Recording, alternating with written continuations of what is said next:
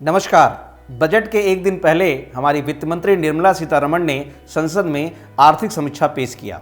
आज के इस कार्यक्रम में हम आसान तरीके से समझेंगे क्या क्या खास कहा गया इस बार के आर्थिक समीक्षा में। इस वर्ष के आर्थिक समीक्षा के मुख्य बातों को जानने से पहले आइए समझ लेते हैं क्या होता है आर्थिक समीक्षा। दरअसल अर्थव्यवस्था यानी इकोनॉमी की स्थिति की जानकारी देने और नीतिगत नुस्खे समझाने के लिए केंद्रीय बजट के पहले संसद में आर्थिक समीक्षा यानी इकोनॉमिक सर्वे पेश किया जाता है। इसे सरल शब्दों में समझे तो आर्थिक सर्वे देश की अर्थव्यवस्था की सेहत का लेखा जोखा होता है। सरकार इस दस्तावेज के जरिए यह बताती है कि देश की इकोनॉमी अभी किस स्थिति में है और सरकार की योजनाएं कितनी तेजी से आगे बढ़ रही हैं। पूरे साल डेवलपमेंट का क्या ट्रेंड रहा है, किस क्षेत्र में कितना निवेश हुआ है, योजनाओं को किस तरह अमल में लाया जाएगा, आदि आदि। जैसा कि हम जानते हैं बजट के एक दिन पहले आर्थिक समीक्षा पेश किया जाता है, जिसे मुख्य आर्थिक सलाहकार यानी चीफ इकोनॉमिक एडवाइजर के नेतृत्व वाली टीम द्वारा तैयार किया जाता है। इस टीम में चीफ इकोनॉमिक एडवाइजर के साथ वित्त और आर्थिक मामलों के जानकार शामिल रहते हैं। सरकार ने अर्थशास्त्री वी अनंत नागेश्वरन को हाल ही में नया चीफ इकोनॉमिक एडवाइजर नियुक्त किया है। उन्होंने वी सुब्रमण्यम की जगह ली है, जिनका 3 वर्ष का कार्यकाल दिसंबर 2021 में पूरा हो गया था। अब बात करते हैं इस बार के इकोनॉमिक सर्वे में क्या कुछ खास कहा गया है। इस इकोनॉमिक सर्वे में कहा गया है कि भारत 2022-23 में 8 से 8.5% की जीडीपी वृद्धि का गवाह बनेगा, जिसे व्यापक वैक्सीन कवरेज, आपूर्ति पक्ष में सुधारों से लाभ और नियमों में ढील, मजबूत निर्यात वृद्धि और व्यक्तिगत पूंजी को बढ़ावा देने के लिए राजकोषीय स्थान की उपलब्धता का समर्थन मिलेगा। इस बार के सर्वे में टैक्स कलेक्शन के बारे में बताया गया है कि वर्ष 2022-23 की पहली 3 तिमाहियों में जीएसटी राजस्व के रूप में 13.40 लाख करोड़ रुपए जमा हुए। पिछले 2 वर्षों में राजस्व में लगातार वृद्धि देखी गई है।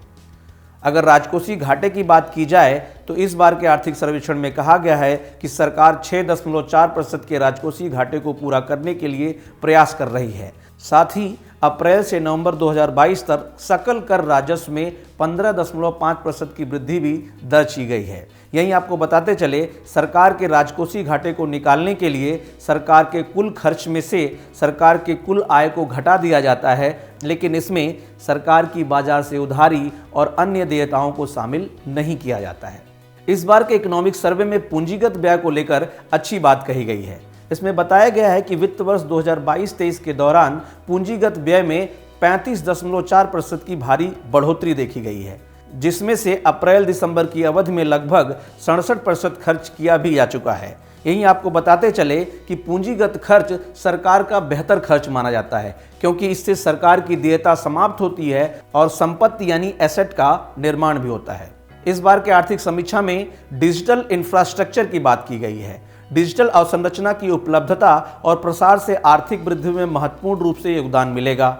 वर्ष 2015 से 2021 के बीच इंटरनेट ग्राहकों की शहरी क्षेत्रों में 158% की तुलना में ग्रामीण क्षेत्रों में 200% की वृद्धि देखी गई है। वहीं वित्त वर्ष 2022 में 19.4 लाख अतिरिक्त स्कूली बच्चों को प्राथमिक से लेकर उच्चतर माध्यमिक स्तर पर नामांकित किया गया है। अगर सामाजिक अवसंरचना की बात करें तो सामाजिक क्षेत्र में सरकारी व्यय में उल्लेखनीय वृद्धि देखी गई है। सामाजिक क्षेत्र व्यय वित्त वर्ष 2016 में 9.1 लाख करोड़ से बढ़कर वित्त वर्ष 2023 में 21.03 लाख करोड़ हो गया है। वर्ष 2005-06 और वर्ष 2019-20 के बीच 41.5 करोड़ लोग गरीबी से बाहर हुए हैं। वहीं NEP यानी नेशनल एजुकेशन पॉलिसी व्यावसायिक शिक्षा एवं कौशल विकास पर सरकार विशेष रूप से ध्यान केंद्रित कर रही है। इस इकोनॉमिक सर्वे में यह भी कहा गया है कि सरकार मिशन मोड में कार्यबल को नियोजन योग्य कौशल व ज्ञान से सुसज्जित करने के लिए प्रतिबद्ध है। बेरोजगारी दर 2018-19 में 5.8% से गिरकर 2020-21 में 4.2% पर आई है। वहीं ग्रामीण महिला श्रम बल सहभागिता दर 2018-19 के 19.7% से बढ़कर 2020-21 में 27.7% तक पहुंच चुकी है।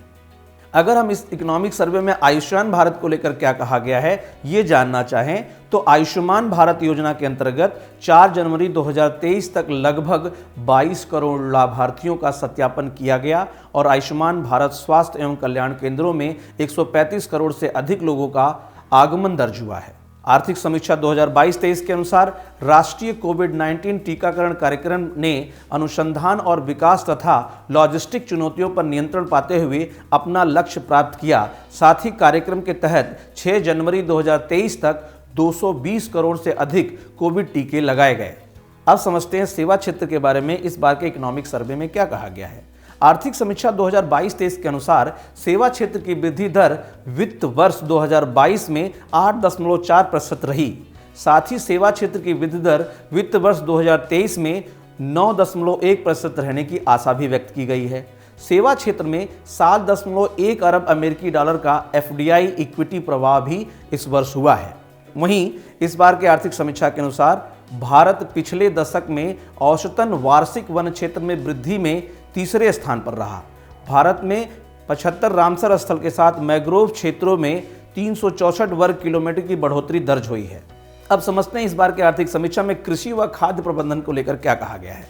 आर्थिक समीक्षा 2022-23 के अनुसार भारत का अनाज उत्पादन 2021-22 में रिकॉर्ड 315.7 मिलियन तक पहुंच गया है। वहीं 2021-22 में रिकॉर्ड 342.3 मिलियन टन बागवानी फसलों का उत्पादन भी हुआ है। प्रधानमंत्री मत्स्य संपदा योजना के लिए 20,050 करोड़ रुपए के खर्च करने की भी बात कही गई है। तो ये थी कुछ प्रमुख बातें इस बार के इकोनॉमिक सर्वे से। मुझे पूरा विश्वास है आपके आगामी परीक्षाओं के लिए ये आंकड़े बहुत ही फ्रूटफुल होंगे। इन्हीं प्रकार के इन्फॉर्मेटिव वीडियोस को देखने के लिए हमसे जुड़े रहें और देखते रहें धेय टीवी।